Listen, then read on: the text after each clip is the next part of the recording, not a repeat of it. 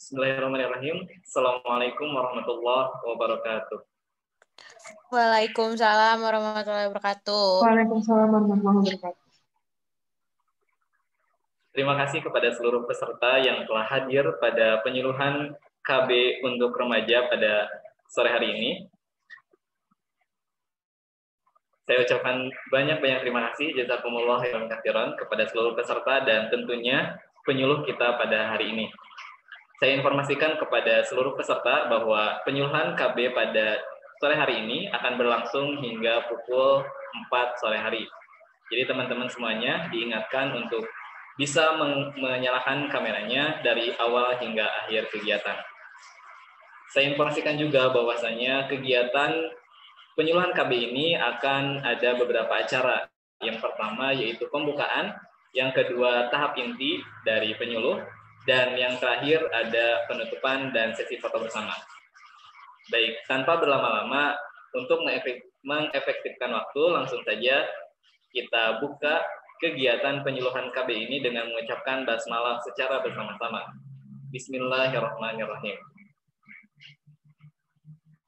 Baik, untuk acara selanjutnya, langsung saja kita masuk kepada intinya penyuluhan KB yang bertema atau yang berjudul Pernikahan Dini dalam Perspektif Hukum Islam. Dan alhamdulillah untuk pematerinya atau penyuluhnya sudah ada di tengah-tengah kita, yaitu Saudari Siti Fatonah Nur Hidayati. Oleh karena itu, langsung saja kepada pemateri, disilahkan. Assalamualaikum warahmatullahi wabarakatuh. Waalaikumsalam warahmatullahi wabarakatuh. Bagaimana kabarnya teman-teman semua? Semoga kita semua selalu diberi kelancaran serta kesehatan oleh Allah Subhanahu wa Ta'ala. Sebelumnya, perkenalkan nama saya Siti Fatonah Nur Hidayati. Saya mahasiswi jurusan Bimbingan dan Konseling Islam Universitas Islam Negeri Sunan Gunung Jati Bandung. Nah, sebelumnya untuk teman-teman semua boleh dinyalakan kameranya. Baik, langsung saja untuk mengefisienkan waktu. Di sini saya akan menemani teman-teman semua dalam beberapa menit ke depan untuk membahas mengenai pernikahan dini dalam perspektif hukum Islam. Nah, sebelumnya saya ingin bertanya kepada teman-teman semua, apa sih menurut teman-teman semua tentang pernikahan? Apa itu pernikahan?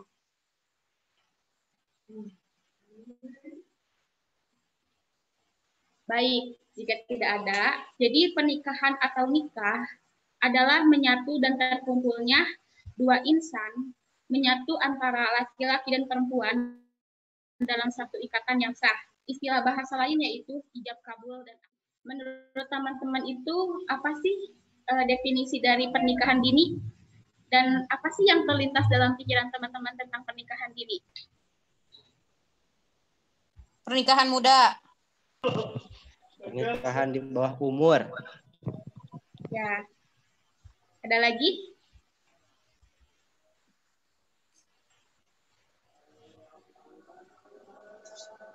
Pernikahan bocil. Ya, baik. Betul ya, betul sekali. Jadi pernikahan dini adalah sebuah bentuk ikatan atau pernikahan yang salah satu atau kedua pasangannya masih di bawah umur 18 tahun atau masih menginjak masa pendidikan menengah ke atas, yaitu SMA. Nah, pernikahan dini pun merupakan fenomena sosial yang banyak sekali terjadi di berbagai wilayah. Dan fenomena pernikahan dini itu bagaikan fenomena gunung es yang hanya tampak sebagian kecil di permukaan. Sangat sedikit terekspos di ranah publik, tetapi kenyataannya begitu banyak yang terjadi di kalangan masyarakat luas. Nah, jika kita menelusuri akar sejarah tentang pernikahan dini di Indonesia, khususnya di Pulau Jawa, sebenarnya sudah menjadi sesuatu yang lumrah atau sesuatu yang tidak aneh dilakukan oleh kakek dan nenek moyang kita semua. Bagi orang-orang yang hidup di zaman dahulu, bahwa pernikahan dini itu adalah sesuatu yang biasa dilakukan, bukan sesuatu yang dinilai tabu dan tidak penting untuk dimunculkan atau diperlihatkan ke permukaan. Tapi seiringnya berkembangnya zaman, bahwa image pernikahan dini itu sebaliknya Jadi pernikahan dini itu dianggap tabu karena pernikahan dini itu dipandang sebagai membawa efek negatif khususnya bagi kaum perempuan. Sekalipun demikian, fenomena pernikahan dini masih banyak dijumpai atau dilakukan terutama di daerah-daerah yang mayoritas tingkat kesadaran pendidikannya masih rendah. Nah, lalu selanjutnya, bagaimana menurut hukum Islam mengenai pernikahan dini? Nah, mungkin teman-teman ada yang tahu bagaimana hukum Islam tentang pernikahan dini? Izin menjawab pemateri. Ya, silahkan. Kalau yang saya tahu terkait hukum Islam dalam pernikahan dini itu tidak ada tidak ada aturannya gitu. Nabi Shallallahu Alaihi Wasallam pun menikahi Siti Aisyah di waktu yang belia, di umur yang belia, Siti Aisyahnya. Cuman yang hanya saya tahu syarat untuk menikah itu nikahilah wanita. Ada 2 hadis mungkin ya, 2, 3, atau 4. Dan adapun syarat-syarat menikah itu karena agamanya, karena keturunannya, ya gitulah intinya mah. Terima kasih. Nah, jadi di dalam Islam tidak ada batasan seseorang untuk menikah. Tentunya balik, mampu bekerja dan berkecukupan bisa untuk menjalankan pernikahan atau melaksanakan keluarga. Untuk itu, menikah muda dalam Islam hukumnya dibolehkan selagi dalam rukun pernikahan yang syah dan sesuai dengan syarat-syaratnya. Sekalipun dikatakan bahwa pernikahan dini hukumnya diperbolehkan menurut syariat Islam. Nah, tetapi tidak berarti dibolehkan secara mutlak bagi semua perempuan dalam semua keadaan. Sebab pada sebagian perempuan terdapat beberapa kondisi yang menunjukkan bahwa lebih baik ia tidak menikah pada usia dini. Nah, terdapat beberapa ketentuan yang perlu diperhatikan dalam sebuah pernikahan dini agar tidak mengakibatkan efek negatif sebagaimana dilansir oleh banyak kalangan yang mayoritas berpandangan bahwa pernikahan dini itu selalu berkonotasi tidak baik. Nah, yang pertama itu perempuan harus sudah siap secara fisik. Karena perempuan banyak sudah balik, namun belum siap untuk menikah dengan alasan kondisi tubuhnya yang lemah atau penyakit yang membuatnya tidak memiliki fisik yang utuh gitu, yang prima, sehingga tidak mampu menjalankan tugasnya sebagai istri. Yang kedua, perempuan tersebut sudah matang secara mental dan terdidik untuk mendapat memenuhi tanggung jawab. Nah, ini bukan berarti harus mengetahui seluk-beluk kehidupan berumah tangga secara sempurna, yaitu ketika berinteraksi dengan suami, mengasuh anak, dan lain sebagainya. Nah, kedua poin itu pantas mendapat perhatian lebih berdasar hadis Nabi bahwa beliau tidak menyuruh menikah kepada seluruh pemuda tanpa kecuali bagi mereka yang menganggap mempunyai al-ba'dah. Al-ba'dah itu kemampuan memberi nafkah. Itu untuk poin kedua. Nah, untuk poin ketiga yaitu pada pernikahan perempuan yang masih sangat belia yang tadi dikatakan oleh saudara Zikri ya. Nah, jadi untuk perempuan yang masih muda, lebih utama dia mempunyai calon suami yang tidak jauh usianya.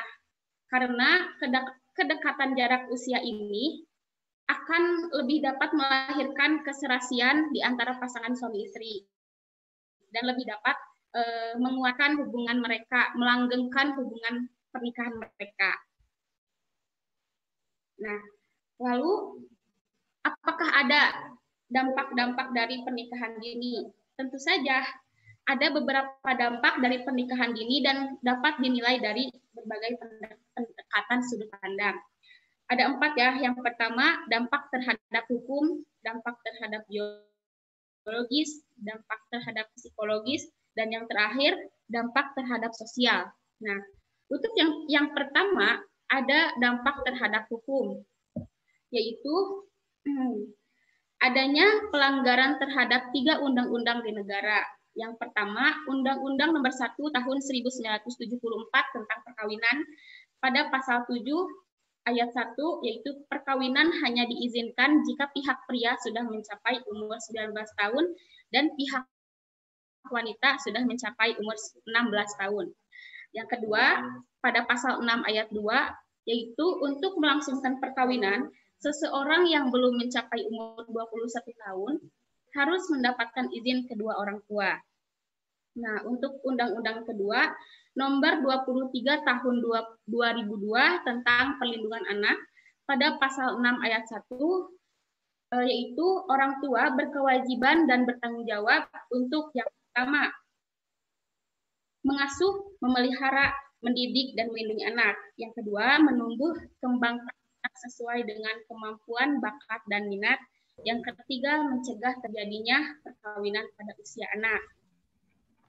Yang ketiga, ada juga pada Undang-Undang Nomor 21 Tahun 2007 tentang PTPPO, yaitu patut diterangi adanya penjualan atau pemindahan tangan antara kiai dan orang tua yang mengharapkan imbalan tertentu dari perkawinan tersebut. Nah, amanat undang-undang tersebut di atas bertujuan melindungi anak agar anak tetap memperoleh haknya untuk hidup, tumbuh dan berkembang, serta terlindungi dari perbuatan kekerasan, eksploitasi, dan diskriminasi. Sungguh disayangkan apabila ada orang atau orang tua melanggar undang-undang tersebut, karena pemahaman tentang undang-undang tersebut harus dilakukan untuk melindungi anak dari perbuatan orang dewasa atau orang tua, sesuai dengan 12 area kritis dari Beijing Platform of Action tentang pelindungan terhadap anak perempuan. Nah, selanjutnya dampak yang kedua, yaitu dampak biologis. Secara biologis, organ-organ reproduksi anak yang baru menginjak akil balik masih berada pada proses menuju kematangan, sehingga belum siap untuk melakukan seks dengan lawan jenisnya, apalagi sampai hamil dan melahirkan. Nah, jika dipaksa menjadi trauma terhadap anak itu menyebabkan infeksi, rusak gitu terhadap anak itu. Patut dipertanyakan, apakah hubungan seks yang demikian atas dasar kesetaraan dalam hak reproduksi antara istri dan suami, atau adanya kekerasan seksual dan pemaksaan terhadap seorang anak. Nah, yang ketiga, yaitu dampak terhadap psikologis. Secara psikis, anak juga belum siap dan belum mengerti tentang hubungan seks, sehingga akan menimbulkan trauma psikis berkepanjangan dalam jiwa anak yang sulit disembuhkan. Nah, tentu anak akan murung dan menyesali hidupnya dan berakhir pada pernikahan dia sendiri. Jadi, anak akan berpikir, oh mungkin ini terakhir saya hidup. Nah, selain itu, ikatan perkawinan akan menghilangkan hak anak untuk memperoleh pendidikan. Nah, pendidikan yang wajar untuk anak itu selama 9 tahun. Nah, anak itu akan hilang hak bermain dan menikmati waktu luang serta hak-hak lainnya yang melekat dalam diri anak. Lalu, yang terakhir, dampak sosial. Fenomena sosial ini berkaitan dengan faktor sosial budaya dalam masyarakat yang cenderung memposisikan wanita sebagai pelengkap kehidupan laki-laki saja.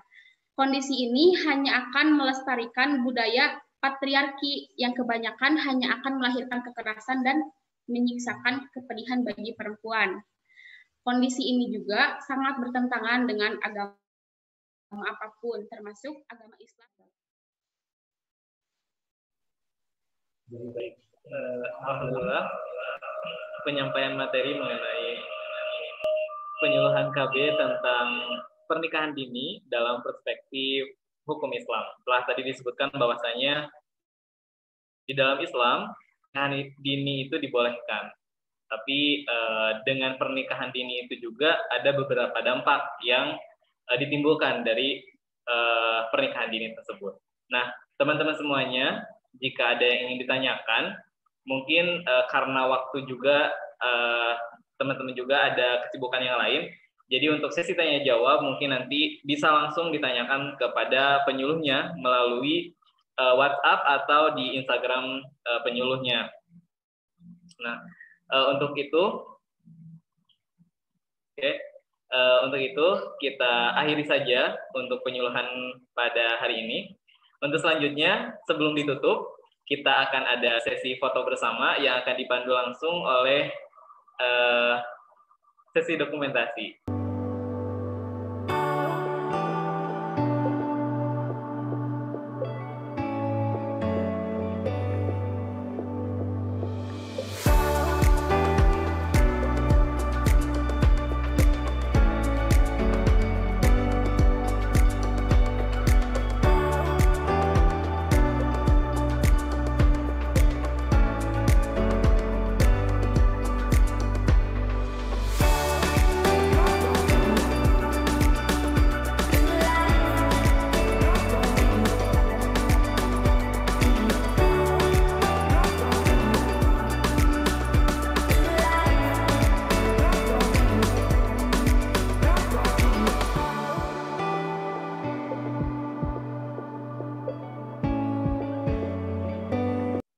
Baik, terima kasih kepada seluruh peserta yang telah menyempatkan waktunya untuk mengikuti kegiatan penyuluhan pada sore hari ini.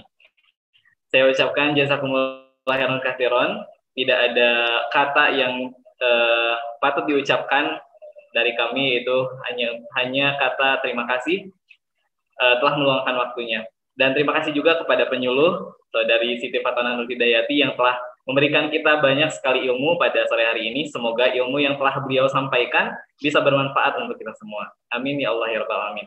Baik, teman-teman semuanya, kita akhiri saja penyuluhan KB Remaja pada hari ini. Saya moderator, pamit undur diri. Wassalamualaikum warahmatullahi wabarakatuh. Waalaikumsalam warahmatullahi wabarakatuh.